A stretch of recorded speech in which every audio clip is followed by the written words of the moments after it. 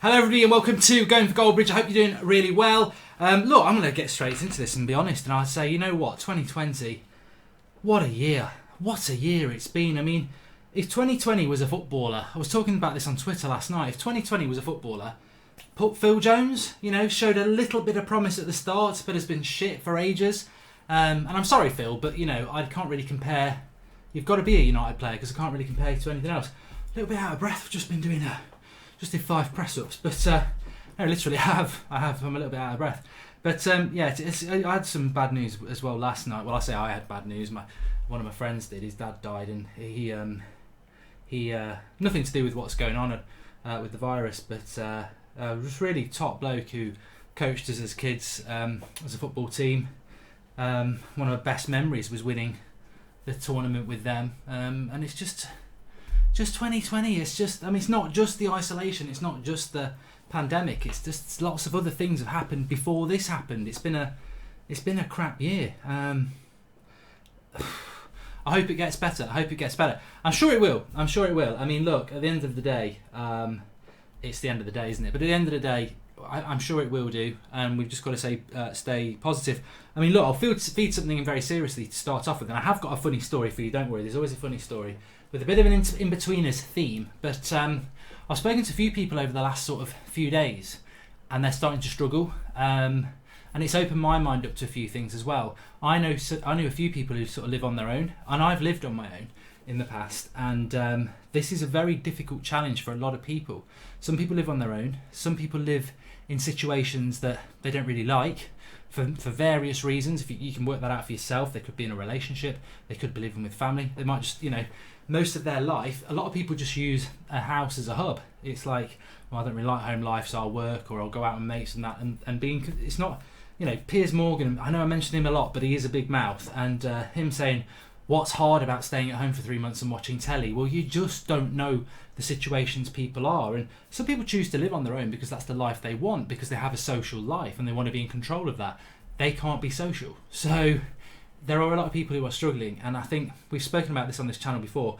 Very, very important that we are interacting with those people. If you know people like that, I've spoken to a lot of people over the last few days, family and friends, and just offer to be there. Do you want to chat? Drop them a message, because they might be the sort of person that doesn't ask, but if you ask them, they might take up the option to do that, and we've all got plenty of time at the moment, so that's really important. I heard somebody saying today that the financial crisis of this could be more than the actual life impact crisis, and I thought, well, how can financial be more of an impact than people losing their lives? But I sort of get what they're saying. I don't think there's anything more important than the people that we're trying to save at the moment. That's why we're doing this. But there are some very serious things alongside this. People are going to go out of business. I mean, for example, I saw something today about these people who run garden centres and the people who supply them with plants, and they've just stacked with these plants that they can't sell, and they're losing hundreds of thousands of pounds. These are all real problems. I was thinking, and then that got me thinking about other jobs where you're going to lose money. Lap dancing clubs, whatever. I suppose they could go online or stuff, I don't know. But they're all legit places where you can earn money. So it is massive what's going on. Financial crisis, obviously the loss of life, the mental health issues, all sorts of issues. So we've got to be grown up about it and try and do what we can in relation to that, whether it's supporting people financially, if we can do. Lots and lots of things we can do. Very, very difficult situation. In relation to the global situation at the moment, there may be green shoots of positivity, as our government have said. I mean, if you understand it, infection rates will come down first, then hospital admissions, and the last thing to come down will be death rates. So death rates could keep going up, even though we're getting a grip of it. And I think the next couple of weeks are going to be key all around the world, whether it's America, India, England, Germany, wherever, all around the world. It's going to be an interesting couple of weeks, and I just feel really tired at the moment. Really tired. I didn't do a video yesterday because I just felt so tired. And look, I'm not going to stretch myself too thin because I've got family and people to support, as well as doing the stuff that I have to do. So United Stand, my FIFA career mode, if you want to get me on a daily basis, I'll be there. And then if I can do this, I will, because it's good. I enjoy doing it. But a bit of a funny story. I was thinking about this today because obviously on the last video we were talking about some of the when I lived in Ireland and worked in this office, and it was around the time the office was going out, and our office was a bit like that. And I just thought there's loads of stories I could tell, but it did actually make me think about another sitcom or another comedy, which was The In-Betweeners. And can you remember when they're in the yellow car? They're in the yellow car. They're driving into London. They're young lads, and they drive past the bus station. And Jay leans out the window and goes, bus wankers, having to wait for the bus. They drive about 50 metres up the road and get stuck in traffic, and these two big lads come up to the car and basically they shit themselves. So this reminds me of something we used to go to the cinema most Sunday nights, and a lad used to give us a lift, and he had this little, I don't even know what it was a small blue car. It wasn't like the one off In-Betweeners, but it was about the same size, and everyone would just cram into it. Anyway, we used to get quite busy at the cinema, like the road getting into the complex where it was, and we were queuing up to go in. And like the little, when if you know how to drive, sometimes when you're in a bit of traffic, you have to sort of move forward gradually, and it's all about holding the car and the clutch, etc. Anyway, he jerked it off the clutch and it hit the back of this car. This guy gets out, and immediately, to be honest, we're in the back of the car, three of us like that. There's a passenger, and then there's Barry, the driver. And as the person gets out, they're very angry. But you'd stereotypically think he's the dad, wife sat in the front, and he's probably got a couple of kids in the car, and they're going to the cinema. So he gets out and he goes absolutely mad at Barry. Anyway, our front passenger just goes, "Oh, all right, mate. Why don't you just?" He gives him a load of abuse. And the person who did this is the same person who, I've told this story before. We were out on a night out in Malahide in Ireland, and we always used to go to the chip shop afterwards. And the chip shops are very different in Ireland. I've told you this before, but sorry, just humour me a moment. So chip shops over here. I'm really craving fish and chips. I'm glad this story's wandered here. Chip shops in England, you get your fish and chips, you can get pie and chips, you can get gravy with it, you can get curry sauce, you can get mushy peas. In Ireland, they're very nice, but they ain't English fish and chips. They put it in a brown bag for a start with your chips and your fish. They don't do mushy peas, they don't do curry sauce. They definitely don't do gravy. I don't think they do kebabs. They might do now, but this is 20 years ago, but they didn't do kebab meat. You could get burgers there. You can get chips and fish there, but you wouldn't get your mushy peas and everything like that you would in England. But most people would go there after the pubs had closed. Anyway, we're in there, and we'd had our bag of chips, and we're walking back home, and we come to this road, and we cross the road. We're all quite drunk, and we hadn't noticed this car, and it was a red car, and it bipped us as we walked out in front of it in the road. And my mate goes, "Oh, shut up," and they were going mad, and he went, "Here, have a bit of vinegar to calm yourself down," and tips it all over the bonnet of the car. He'd nicked the vinegar from the chip shop, we didn't know. Anyway, before we could even laugh, out of the car from both sides gets two uniformed police officers. So they're in an unmarked car, obviously patrolling in a car that looks normal, but they're police officers. We're like, oh shit. So they grab hold of him, put him in the car, and we're like, what do we do? What do we do? It's like 2 o'clock in the morning. Do we go and wake his mum and dad up, or do we just see what's going to happen? So we decide to start walking back to the station to see if we can find out what's going on. And on our way back, he comes up to us and says, "Come on, let's just get home." I said, "But what are you doing? You haven't bloody broke out the car or something like that, have you?" He says, No. They took me round to the car, to the fish and chip shop. It was packed, and they made me walk into the front and tell the whole shop, "I'm really sorry, I nicked the vinegar. Now I'm going to go home and learn my lesson." And he said, I'm not going drinking down there for a month now, because I'm just going to get laughed at. I'm going to be known as Vinegar Boy. And so he was always quite mouthy, especially at the most. He always had a gob on him. I remember when we went on holiday to Tenerife, actually, and we were in this massive cabaret. And the person running the cabaret, it's one of them places where you go, a bit like these pirate shows and everything like that. You're all sat around a table, you get your food, you get your drink. There's loads of people there on holiday having a good time, and somebody's comparing it, and there's all like, acts and that. And this compares there about an hour in, and he goes, I don't really know what he was leading up to be honest, but he goes, "Well, I think you all know what I'm about to say." And he's probably about to say, the stars of the show are coming on or anything like that. And he goes, I think you all know what I'm about to say. Drops a silence, and then my mate stands up and goes, "Oasis!" And when somebody does something that they think's really funny, but they're so drunk it doesn't matter that they've absolutely made themselves look idiots, but they make you look idiots. One of them, you could hear a pin drop moments, but he didn't care because he was so drunk. In fact, I remember him going, "Oasis!" Everyone looked over at our table, And we're like, oh, can the ground just swallow us up? But he's like, hey, oh, I'm mad for it, and just carried on. And then they just carried on with the show and just thought, what a knob. We lost him that night, and about an hour later, we could see him climbing up the side of one of these mini golf sort of sets, you know, like the ones where they have the little mountains and stuff, and everyone's playing mini golf. All these families playing mini golf, and he's climbing up it in these. I just remember these beige trousers that were absolutely plastered in mud. He was absolutely off his head, But anyway, we're back to the car at the cinema, and this dad gets out of the car that we've knocked into the back of, and he's going absolutely. He was being over the top. Anyway, the front passenger is this lad, and he goes, "Oh, you know what? Why don't you get your trainers on and jog on, you bloody dickhead," or something like that. And he goes, "Oh yeah." He says, "Oh yeah." He says, you might want to take that back," in an Irish accent. He goes, "Oh yeah, what are you going to do? Get your missus out the front of the car." Anyway, car opens, back and front, and these lads get out. And I'm like, well, first of all, I'm thinking, I never would have expected him to be out with three lads like that. And then I'm thinking, we're cooped up in this car like a tin of salmon, sardines actually, and we can't even get out. Even if we wanted to get out and fight them lot, and there's 5 of us, they're massive.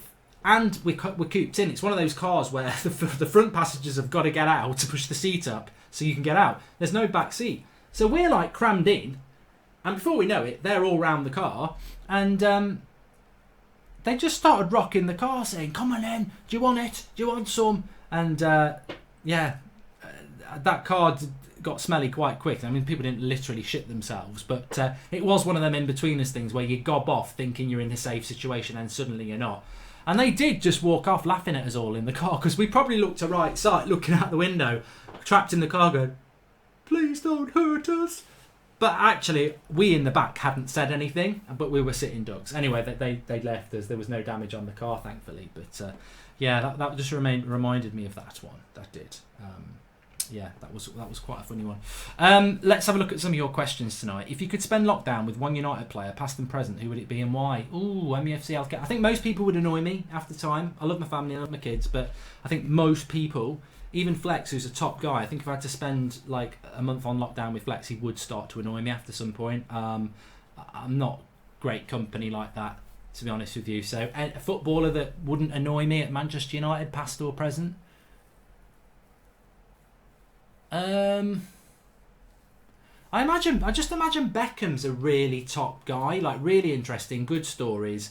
I bet he'd play FIFA with you, and he strikes me as the guy. I read an article on David Beckham once that he's a clean freak, so he'd probably be doing all the ironing and the washing up and everything, which would be great. I hate all that stuff, so I'd probably pick Beckham. Yeah.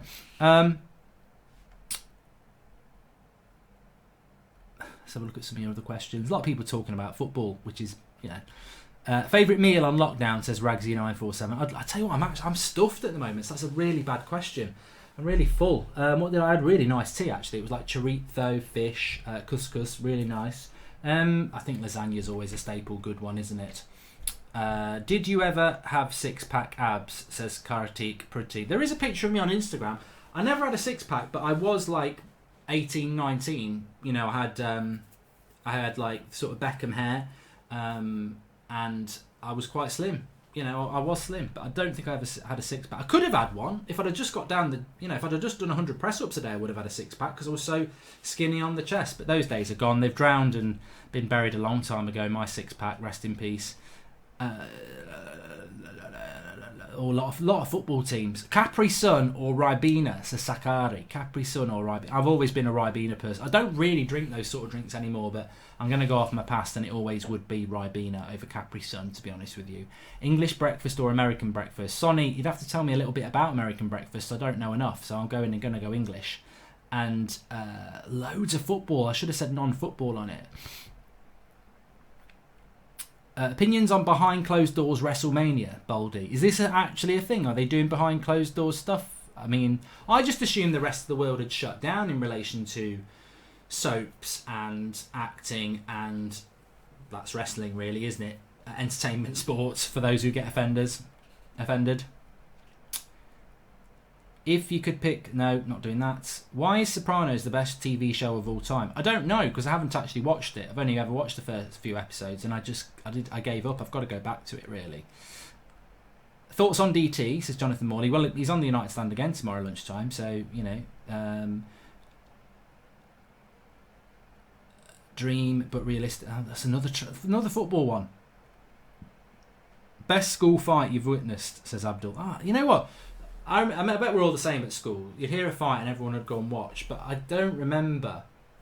Oh, I do. I think the best fight I ever saw was my mate against somebody from the year above, and he should have won. Like this lad was. He always used to play. Right, basically, they were new to the school. His brother was in our year, and he was 2 years above us. But I think he just didn't mix well with his year because I think he was a bit young for his age. So he'd always play football with us, and basically, my mate was a bit gobby. I don't know where he used to get that from, and he said they fell out at football at lunch, and then they were like, right, the bell went, and it was like, instead of having the fight there, afternoon break behind the tennis courts, we're having a fight, and loads of people turned up, and I was like, this is going to be great for my mate because he's 2 years younger and he's going to beat somebody up in year 3, and who's 2 years above him.